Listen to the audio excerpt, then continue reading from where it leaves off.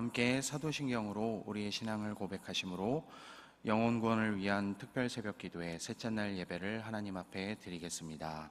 전능하사 천지를 만드신 하나님 아버지를 내가 믿사오며 그 외아들 우리 주 예수 그리스도를 믿사오니 이는 성령으로 잉태하사 동정녀 마리아에게 나시고 본디오 빌라도에게 고난을 받으사 십자가에 못 박혀 죽으시고 장사한 지 사흘 만에 죽은 자 가운데서 다시 살아나시며 하늘에 오르사 전능하신 하나님 우편에 앉아 계시다가 저리로서 산자와 죽은 자를 심판하러 오시리라. 성령을 믿사오며 거룩한 공예와 성도가 서로 교통하는 것과 죄를 사하여 주시는 것과 몸이 다시 사는 것과 영원히 사는 것을 믿사옵나이다. 아멘.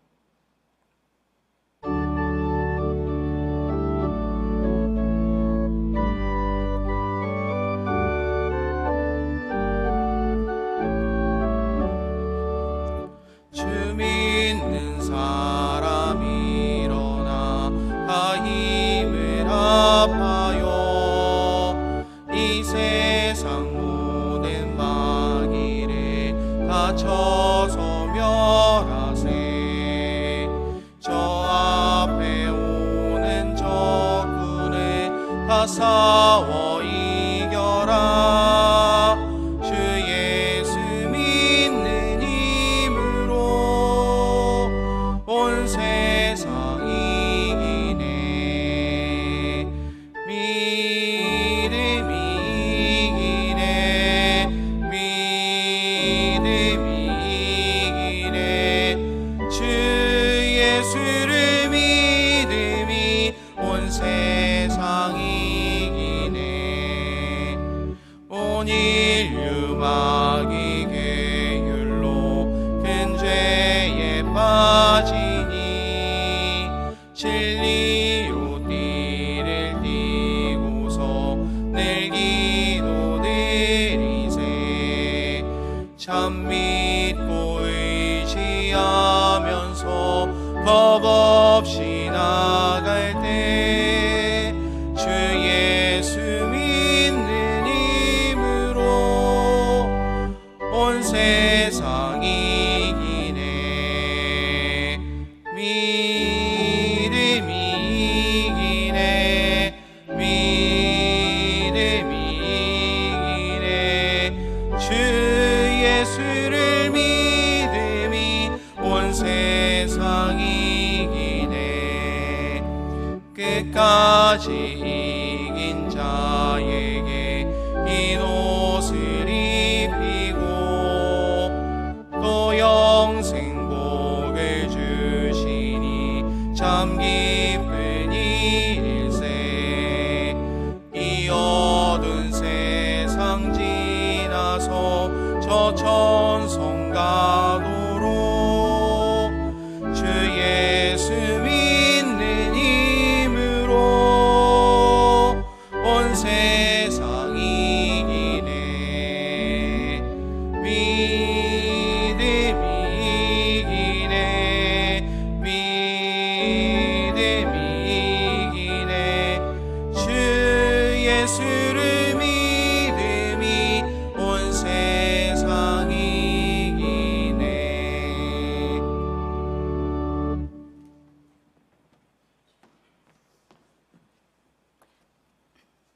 기도드리시겠습니다. 사랑과 은혜의 하나님, 특별 새벽 기도로 수요일 새벽을 깨워 함께 기도하시게 하신 주님, 오늘 하루도 감사하게 시작합니다. 거룩하신 주님, 과거에도 계셨고 현재도 계시며 미래에도 계실 주님, 늘 동행하여 주심을 감사드립니다. 내일은 수능 시험을 앞두고 있습니다. 그들에게 몸과 마음을 강건하게 지켜주시옵소서.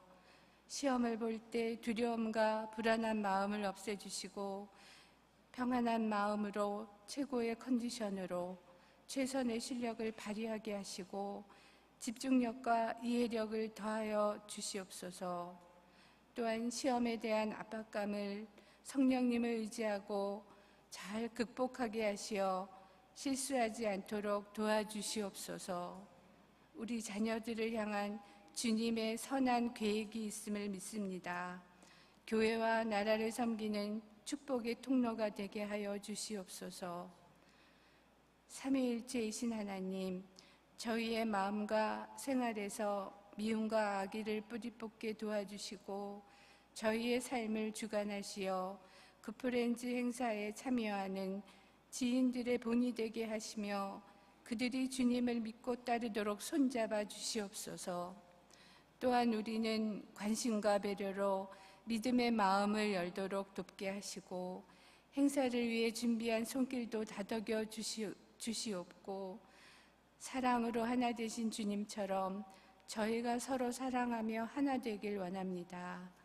믿는 자로서의 행동이 너무도 부족한 저희들이 오니 어제보다는 조금 더 주님의 모습을 담는 성숙한 신앙인으로 살기를 바라보며 이 시간도 건강 회복을 위해 기도하며 애쓰고 있는 환우들의 기도 제목을 기억하시고 모든 병마를 후루를 털고 반가운 얼굴로 함께 예배드릴 자리를 마련해 주실 줄 믿사오며 예수 그리스도의 이름으로 기도드렸사옵나이다.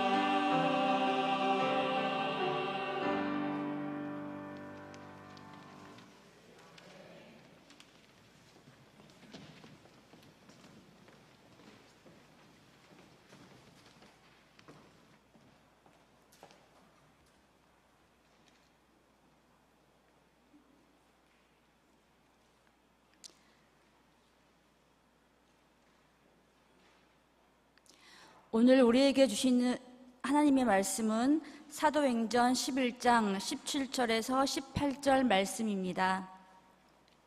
그러므로 하나님께서는 우리가 주 예수 그리스도를 믿을 때에 우리에게 주신 것과 같은 선물을 그들에게 주셨는데 내가 누구이기에 감히 하나님을 거역할 수 있겠습니까?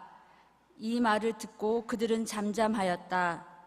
그들은 하나님께 영광을 돌리고 이제 하나님께서는 이방 사람들에게도 회개하여 생명에 이르는 길을 열어주셨다 하고 말하였다. 아멘. 잠시 기도하겠습니다. 사랑과 은혜가 충만하신 하나님 감사합니다. 이 시간도 주님께서 함께 하시고 우리를 이끌어 주실 것을 믿습니다. 모두가 은혜 받는 귀한 주님의 시간 되게 하시고 함께 간구하는 모든 기도의 제목 주님께서 들으시고 이루어 주시옵소서. 주님께 우리의 삶을 맡깁니다. 감사합니다. 우리 주 예수 그리스도의 이름으로 기도합니다. 아멘.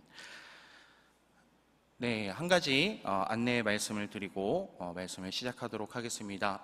어제 오후에 30분의 성지순례팀, 담임 목사님을 포함한 30분의 성지순례팀이 하나님의 은혜 가운데 무사히 모든 일정을 마치고 돌아왔습니다. 네, 함께 기도해 주신 모든 분께 감사드립니다.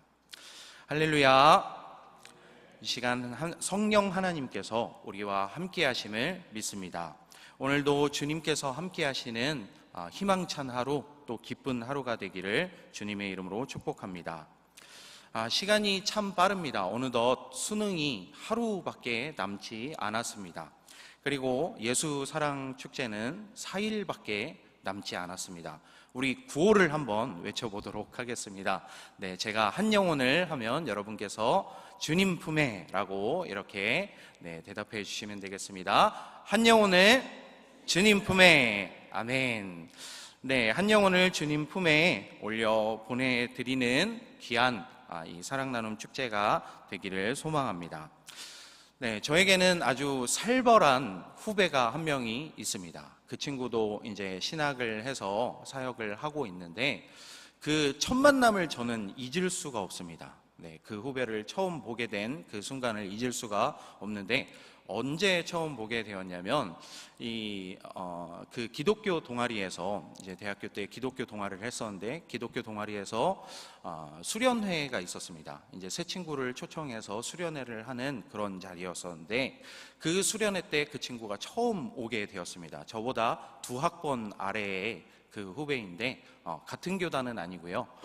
이제 그 후배가 딱 처음 오게 되었는데 저는 진짜 깜짝 놀랐습니다. 왜 그러냐면 너무너무 무섭게 생겨가지고 네, 진짜 많이 놀랐습니다.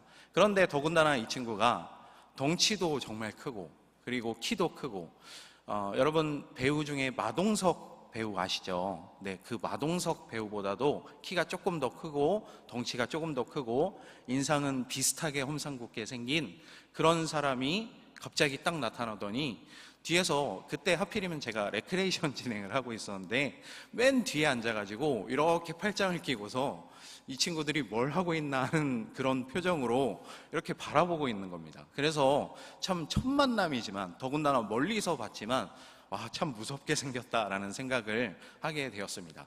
그런데 그 친구가 그렇게 앉아있는 걸 보면서 제 마음에 2가지 생각이 떠오르게 되었는데 첫 번째로는 저 친구는 뭐하러 왔지? 라는 생각. 그리고 2번째로는 저 친구 저렇게 이렇게 공동체 안에 들어오질 못하고 팔짱을 끼고 있는 걸 보니 몇 번 오다가 그냥 떠날 수도 있겠구나라는 이 생각을 하게 되었습니다. 네, 사실 저의 믿음이 없었던 것이죠. 네, 첫 번째로는 편견이 있었던 것이고, 네, 그리고 그것을 좀 더 자세히 들여다보면 제 안에 믿음이 없었던 겁니다. 저렇게 인상이 험악한 친구는 결국 떠나가겠지라는 뭔가 나름의 공식과 같은 그렇게 믿음이 없던 저의 모습을 보게 된 것입니다.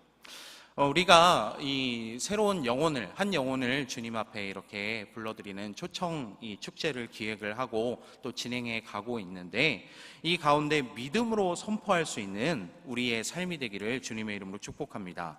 내가 안 된다고 생각하는 것, 하나님께서는 하실 수 있습니다. 우리가 그 믿음을 가지고 정말 한 영혼 한 영혼 끝까지 포기하지 않고 우리가 주님 품에 올려 보내드릴 수 있게 되는 우리의 삶이 되기를 소망합니다. 오늘 말씀은 내용상으로는 이 10장의 내용을 이야기하고 있는 것을 볼 수 있습니다. 이 11장에서 이제 이 예루살렘 공동체에 베드로가 그간 있었던 일들을 이야기하기 시작했고, 이제 사람들의 평가가 있었던 것을 보게 되는 것이죠. 이 10장의 내용을 이렇게 이야기하고 있는데, 간단히 정리를 하자면 베드로가 고넬료라고 하는 이방인 백부장의 집에 복음을 전한 이야기, 그리고 그 집안 사람들이 이 복음을 믿게 되고 성령을 선물로 받게 되는 이 이야기를 10장에서 설명을 하고 있습니다. 그리고 이제 11장에 넘어오면 1절부터 3절까지의 내용을 보시면 이 공동체의 평가가 있었던 것을 볼 수 있죠. 내가 무할례자와 식사를 했구나, 교제를 나누었구나 하는 이런 율법적인 평가가 있었던 것을 볼 수 있습니다. 그리고 4절부터 15절까지를 보면 베드로가 그간 자기가 겪었던 일들을 나누는 것을 볼 수 있죠. 이게 10장의 내용을 요약한 것입니다.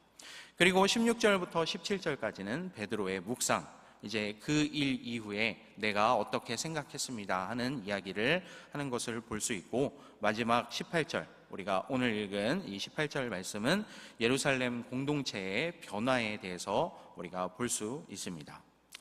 사실 오늘 이 말씀은 많은 주제를 이야기할 수 있는 본문입니다. 하지만 오늘 이 한 가지만 함께 나누기를 원하는데요, 복음 전파에 있어서 가장 방해되는 것이 무엇인가 하는 이 주제에 대해서 함께 나누고자 합니다. 오늘 말씀을 묵상해 보면 이 진입장벽이 있었다라는 것을 알 수 있죠. 복음을 전하는 데 있어서의 진입장벽을 이야기하는 것입니다. 심지어 지금 예루살렘 공동체를 설득시키고 있는 베드로 자신조차도 이 진입장벽이 있었던 것을 볼 수 있죠. 왜냐하면 베드로가 겪었던 일을 이야기하는 것을 보면 하나님께서 지시하시는 음성을 들었지만 3번이나 베드로가 이것을 거절했던 것입니다. 저는 그럴 수 없습니다 라는 이야기를 하는 것을 볼 수 있죠. 그래서 그 진입장벽이 무엇인가 우리가 살펴보면 이 율법이라는 방패를 들고 있긴 하지만 그 너머를 사실 들여다본다면 이 편견이라는 견고한 진을 치고 있었다라는 것을 볼 수 있습니다. 물론 합리적인 이유를 가지고 있죠. 그게 바로 제가 방패로 표현한 이 율법이라는 합리적인 이유를 가지고 있습니다. 율법이라는 이 말 아래 이렇게 자신을 보호하고 있었던 것, 그런데 그것을 이야기하자면 사실 편견의 진이었던 것이죠. 이방인들은 구원을 받을 수 없다라는 이런 아주 지독한 편견을 가지고 있었던 것입니다. 그래서 복음을 전하기 위해서 반드시 필요한 과정이 있구나라는 것을 우리가 먼저 생각해 볼 수 있는데, 이 복음을 전하기 위해서 깨어짐이 반드시 필요하다라는 것을 우리가 먼저 생각해 볼 수 있습니다. 이 방패가 깨어져야지 이 복음을 들고 나가는 첫 발을 내디딜 수가 있다라는 것이죠.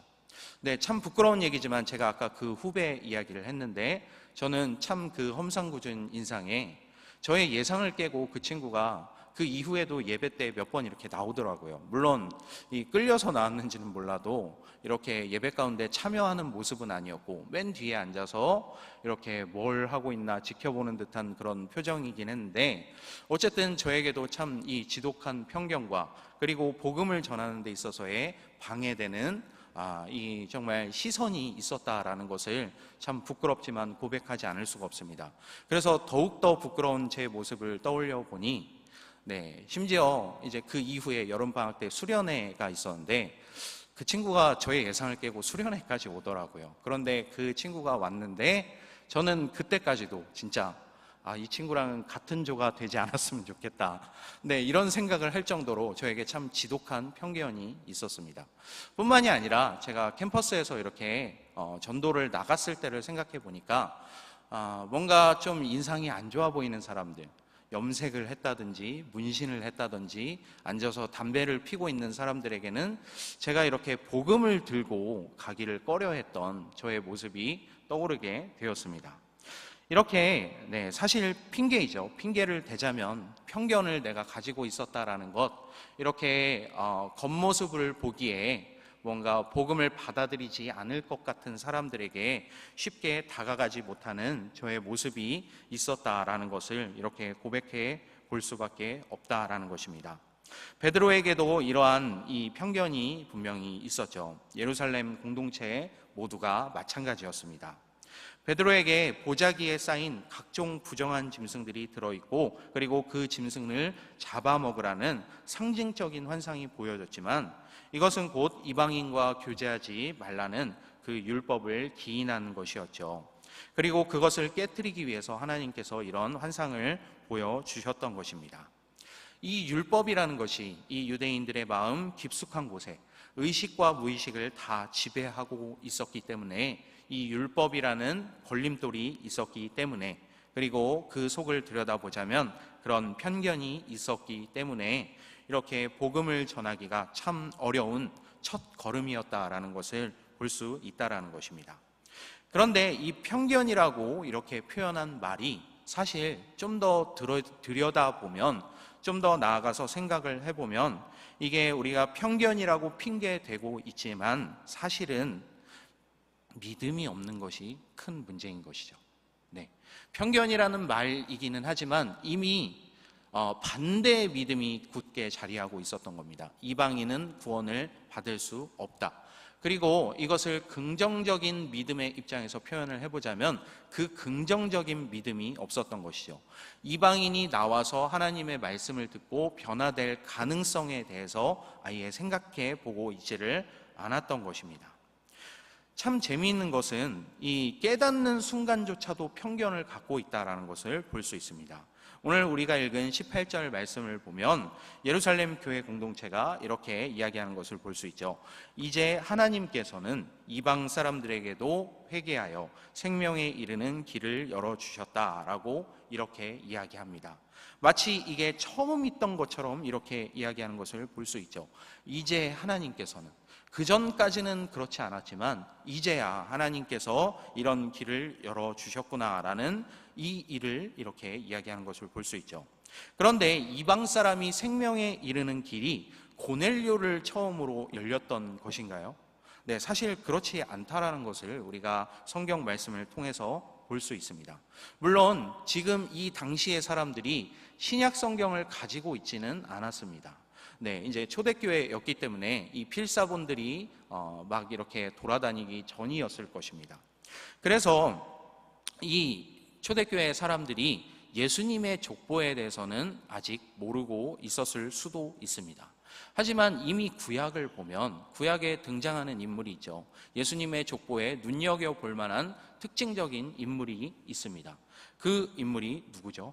라합과 룻입니다. 이방 사람, 심지어 이 여인이었는데 예수님의 족보에 올라가 있는 것을 볼 수 있습니다. 그리고 또 나아만 장군도 있죠.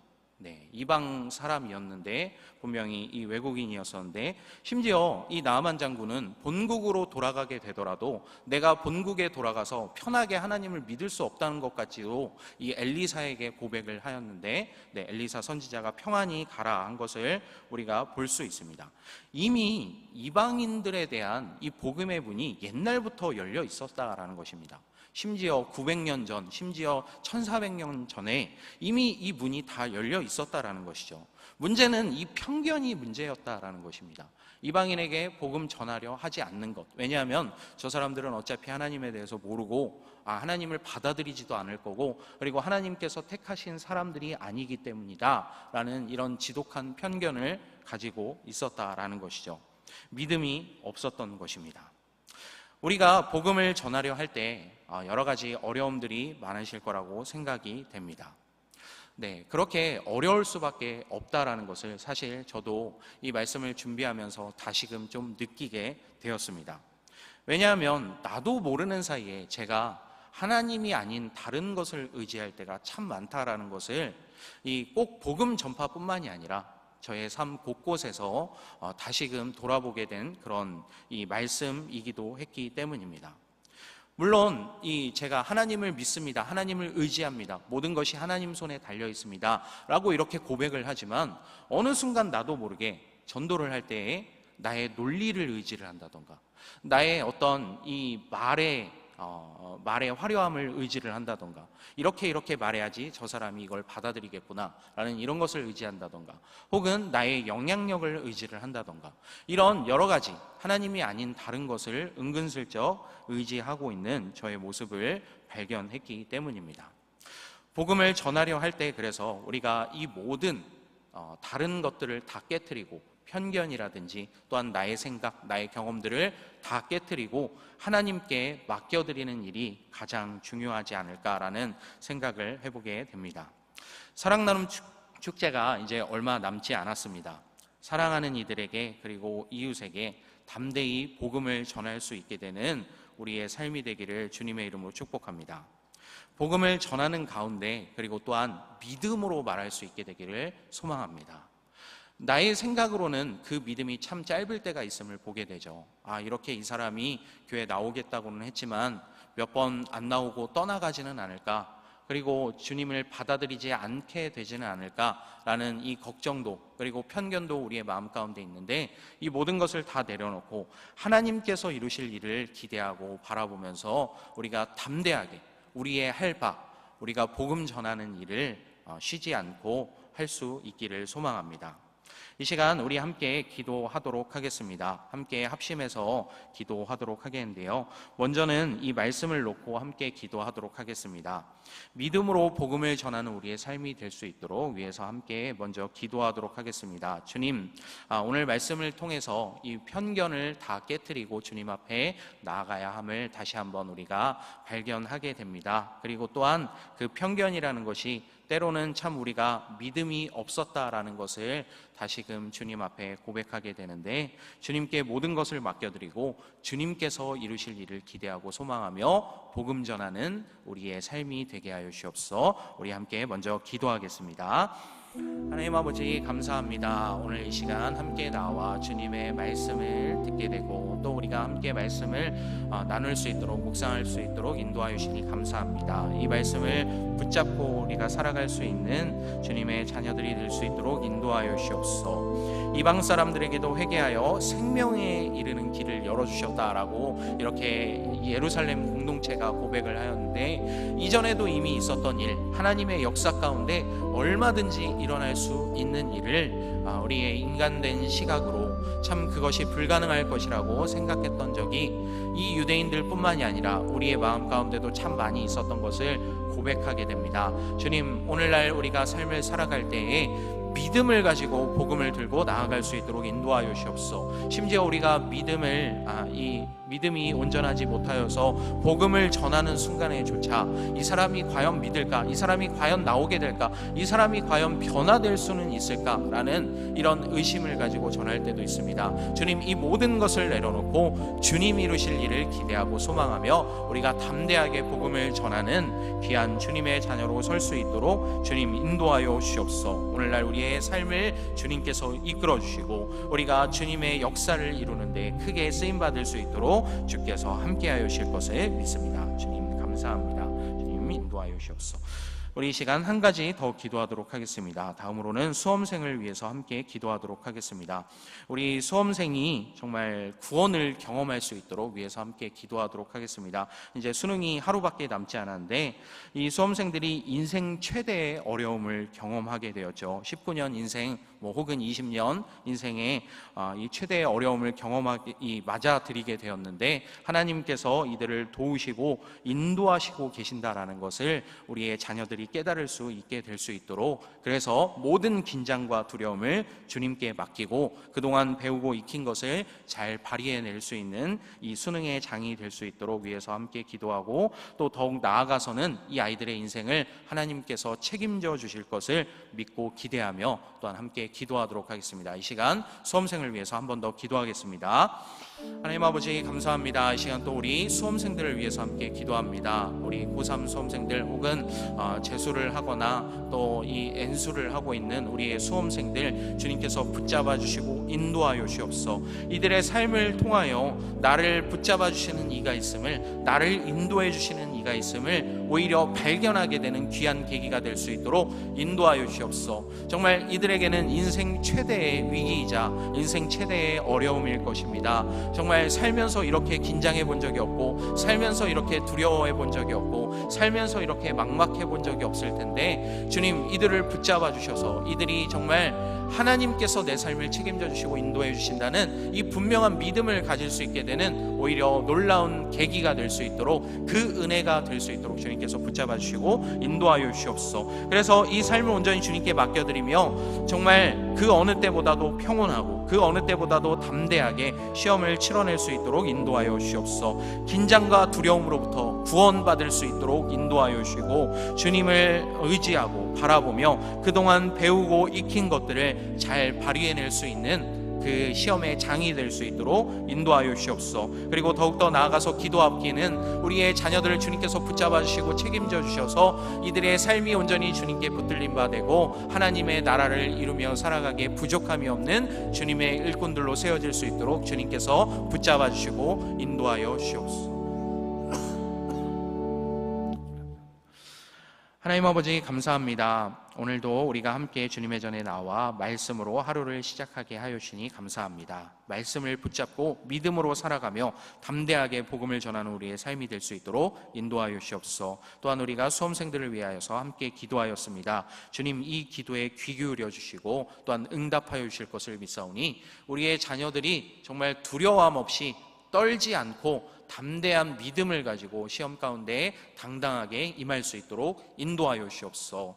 그 모든 어려움과 두려움 그리고 불안함으로부터 구원받을 수 있도록 인도하여 주시고, 이 수능이라는 어려움이 오히려 하나님께 한 발짝 더 다가가게 되는, 오히려 하나님의 살아계심과 역사하심을 경험하게 되는 은혜의 통로로 쓰임받을 수 있도록 인도하여 주시옵소서. 그리고 또한 우리의 자녀들의 삶을 붙잡아 주시고 책임져 주시옵소서. 주님께 우리의 삶을 맡깁니다. 감사합니다. 우리 주 예수 그리스도의 이름으로 기도합니다. 아멘. 하늘에 계신 우리 아버지여, 이름이 거룩히 여김을 받으시오며 나라의 마옵시며 뜻이 하늘에서 이룬 것 같이 땅에서도 이루어지이다. 오늘날 우리에게 용할 양식을 주옵시고 우리가 우리에게 죄 지은 자를 사하여 준 것 같이 우리 죄를 사하여 주옵시고 우리를 시험에 들게 하지 마옵시고 다만 악에서 구하옵소서. 대개 나라와 권세와 영광이 아버지께 영원히 있사옵나이다. 아멘.